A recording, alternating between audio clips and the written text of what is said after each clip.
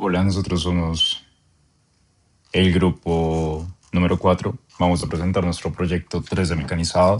En este caso, el proyecto se enfocó en el cilindrado. Nuestro grupo está conformado por Julián Correa, Andrés Felipe Garay, Leonardo Garavito, Martín y yo, Sergio Manuel Ropero. Para este proceso, pues nos basamos en un paper de una tesis que ya había retomado sobre el trabajo del grupo LATEM de la Universidad de los Andes. Lo realizamos en una empresa y nos enfocamos en dos piezas diferentes. Las dos piezas diferentes que trabajamos pues se presentan en las imágenes A y B. Son dos piezas de materiales diferentes. La primera pieza era trabajada en acero inoxidable y la segunda pieza en acero 4140. Para las variables adicionales de Buckingham que definimos el número pi1, el cual nos relaciona la cantidad de material retirado en función del costo de retirar material. En el caso, Pi1 está expresada en función de los costos y la cantidad de volumen removido.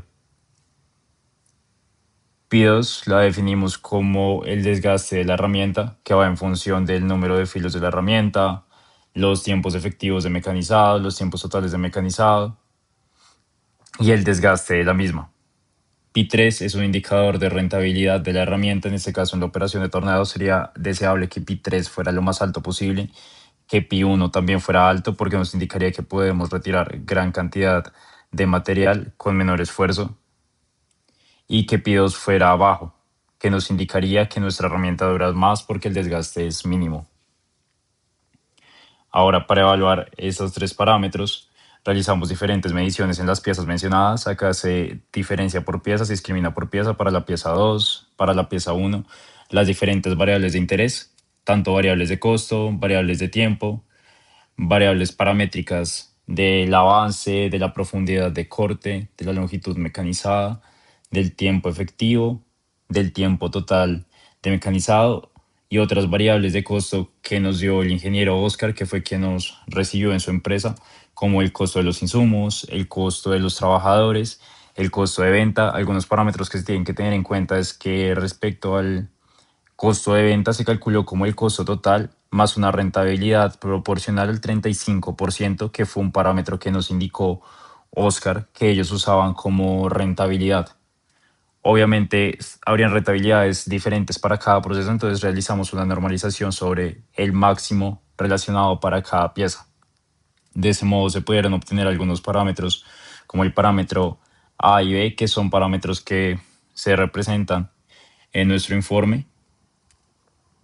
Los parámetros también del costo,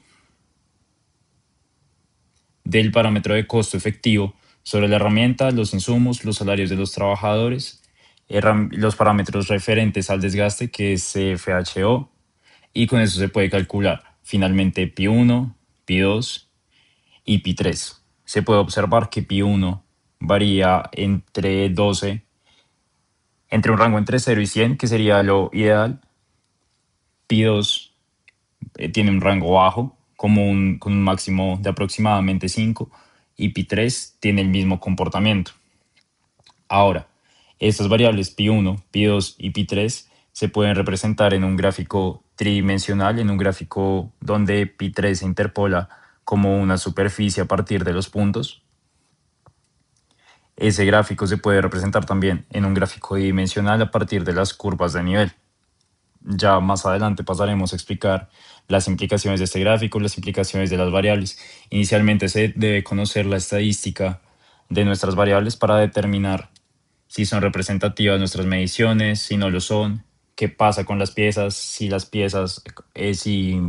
concluir sobre ambas piezas en un mismo producto es interesante o no, si se deberían diferenciar los casos de uso para un material, otro material. En este caso se hace un análisis dimensional respecto al número de ensayos sobre cada muestra, los grados de libertad. Se tienen grados de libertad para la pieza 1 de 13, grados de libertad para la pieza 2 de 16, una media sobre la pieza 1 de 3,99, sobre la pieza 2 de 2,6 y una varianza combinada de 1,14, con un error estándar de 0,3, un error estadístico sobre la prueba T-Student de 3.2 y un grado de libertad combinado de 27 grados. El valor P bilateral es de 0.02, lo cual es menor a 0.05, por lo cual se debería rechazar la hipótesis nula, lo que indicaría que las medidas de pi3 son diferentes en forma estadísticamente significativas. Básicamente, ¿qué quiere decir eso? Pues quiere decir que no se puede concluir que las piezas pi1 y pi2 se podrían referenciar como un proceso común. Es decir, se deberían diferenciar procesos de mecanizado con parámetros diferenciados para pi1 y procesos de mecanizados con parámetros diferenciados para pi2, porque no están directamente correlacionadas estadísticamente respecto a pi3, que es nuestro indicador de rentabilidad. Eso se debe también a que se tomó como hipótesis nula la maximización de pi3 respecto a las diferencias de la varianza de los parámetros específicos de cada una de las piezas, es decir, de pi1 y de pi2.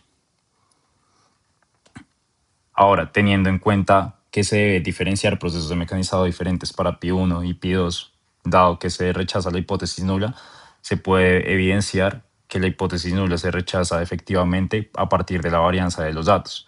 Se puede ver que están muy diferenciados los datos de la pieza 1 en rojo y los datos de la pieza 2 en azul.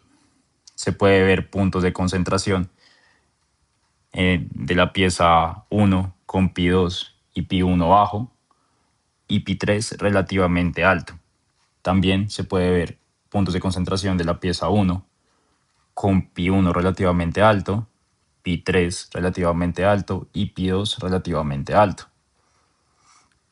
Ahora, respecto a la pieza 2, en estos puntos de acá de interés que están tomadas como nuestra zona ideal, porque es donde se maximiza pi1 maximizando pi3 y a su vez disminuyendo pi2, que se debe recordar que es el punto en el caso de pi3 de máxima rentabilidad, en el caso de pi1 donde removemos más material con menor costo y de pi2 donde se desgasta menos nuestra herramienta. Por eso se toma este cuadrado rojo como nuestro punto ideal de operación. Ahora, para la pieza 2 se pueden observar que también se obtiene una buena relación entre pi2, pi1 y pi3, donde se observa que no hay muchas zonas moradas y que pues la empresa está generando rentabilidad al fin y al cabo con cada uno de los procesos que realiza, lo cual es lo que busca y lo que objeta la empresa por lograr. También se pueden observar dos zonas diferentes que están con óvalos negros, que son la zona de desgaste y la zona de acabado.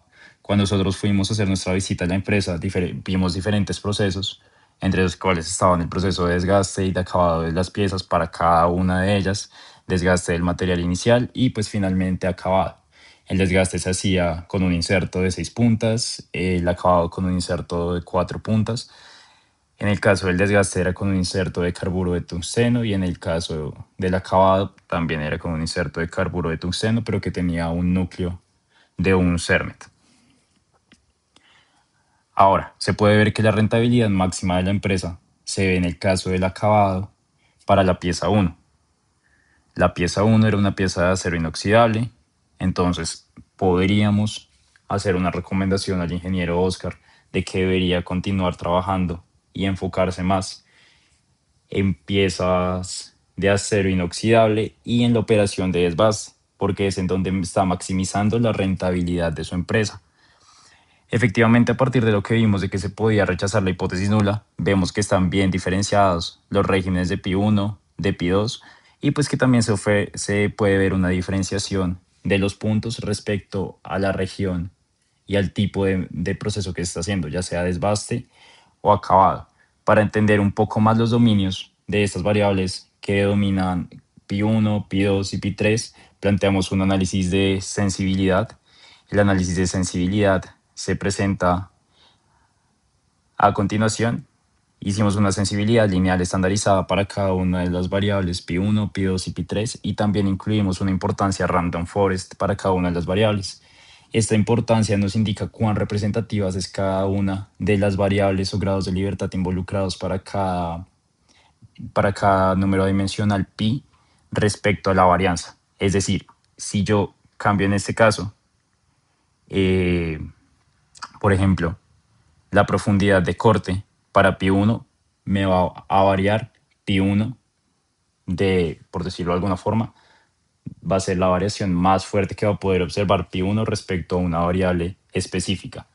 Entonces, los dominios que encontramos que son de interés, que le ofrecemos al ingeniero Oscar debería controlar para mejorar la rentabilidad de su empresa y poder efectivamente garantizar una rentabilidad a largo plazo, es la profundidad de corte, el tiempo efectivo de mecanizado. De nuevo, para PIU2 también vemos que el tiempo efectivo de mecanizado y el tiempo total de operación son parámetros de interés. En el caso de PI3, domina totalmente la longitud mecanizada, y una variable que se debería controlar muy de cerca, que es el tiempo de descarga del material. Vemos que tiene un dominio mayor a, o bueno, aproximado a 3/4 sobre el total, por lo cual se debería controlar de forma muy específica el tiempo de descarga de material, la longitud mecanizada, el tiempo efectivo de mecanizado, el tiempo total de mecanizado y la profundidad de corte. De esta forma se podría dar lugar a una, a un, a una operación que se encuentre dentro de la zona ideal que definimos.